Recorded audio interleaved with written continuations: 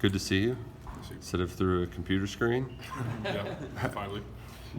Now that things are kind of getting to normal, guys are back on campus. I know it's day one, but it's got to be exciting just to be kind of back to normal. Right. I mean, it's good. I mean, exciting. We are always here. It's a little different for y'all since y'all can finally be here in front of us. But we kind of see each other every day. Kind of the same thing. Back at work, back on the grind, doing our thing. How cool is it to kind of kick off this next year honoring Coach Schlarman here, just reminding everybody that his memory is not going to be forgotten? I mean, considering we're the Big Blue Wall, it's never going to go away. We're going to continue honoring Coach Larman. We're still going to rep that 65 during these games, and we're still going to play for him. He taught us how to play, and he's going to be with us, and you're going to see that in our play and how aggressive we are. There's a lot of talk about what should be done in his honor, right. A statue, the wall, whatever. Just the fact that discussion's going on, what does that mean to you guys? I mean, it's deserved completely. The man literally gave his life for Kentucky and for us as a program. So I feel like every bit of it is well deserved for him. What are the daily reminders you have of him, whether it's on the field, off the field, what have you? Me personally, waking up every day and just thinking, having that mindset. When he walked in the building, you knew he was there. He always had that energy. He was always smiling. Always had a little energy drink in his hand, just kind of shaking it and just being happy and making sure he's checking in on everybody. So every time I see that facility, I think of him. It's just a daily reminder that I got to go in and get better for him, myself, and my teammates. Did he need an energy drink? It didn't seem like it. No, he had it. I don't know if it was an energy drink, but it was like a Crystal Light packet or something. But whatever it was, man, he was juiced. So. How did he kind of get y'all through this spring? You just memory and taking on the more leadership for you in particular. How did he kind of his memory kind of carry y'all through the spring break? I mean, we all had heavy hearts, and every time we strap up his pads, we always still think of him. Have daily reminders when we go in that film room that he's there. I mean, he's up on the wall in there, so it's just good to go in there and look at that and be like, all right, what am I going to do to be better? What am I going to do to be like him? So I feel like it's just going in there and all of us being there. It's just a great way to, continue honoring that memory of him. You got a new guy in there now, Coach Wolf. 15 practices in.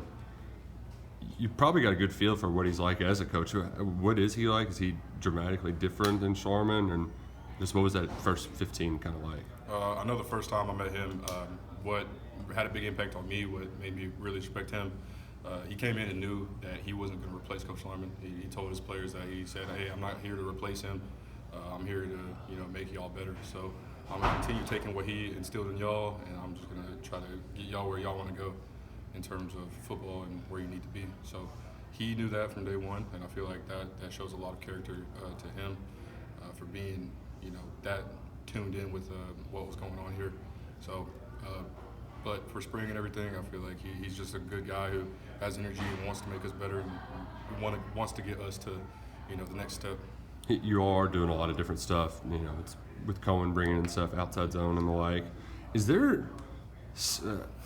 How do you work on that in this over the next few weeks in the summer to I don't know, clean it up, or if you will, like can offensive linemen, no receivers and quarterbacks can go out and throw. Right. What can you all do to get better when improving and figuring out this new way of blocking? A lot of it's stepping and technique wise. I mean, really, blocking is blocking. Like you just get on a guy and drive, but it's how we get there. So a lot of times, we're in the weight room. We have that little turf area. A lot of us will run through drills with steps. Turning certain ways. Getting proper footwork, good hand placement with outside zone type things.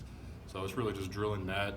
Wide receivers and quarterbacks, they got a ball, they can work on breaking routes and stuff like that. But for us big guys, we kind of just have to really focus on the small technique things.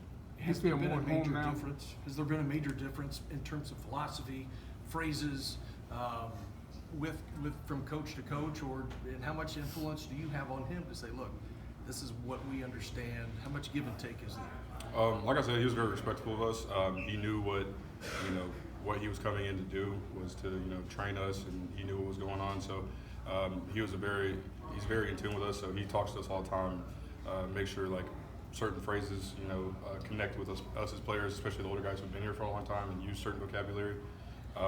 So he'll talk to us like we have some new vocabulary stuff, but For the most part, he makes sure like we have a big input as players on what the vocab should be, so it clicks with us better. You're a golfer? No, not really. I have golf clubs, but the last time I golfed was like early high school, so it's been a little minute. So we'll see how the day goes. Are there survivors? You know, I'm just gonna say far. All right, get out the way. I'm just gonna be swinging for the fences. All right, folks, thank you very much. Thank you all.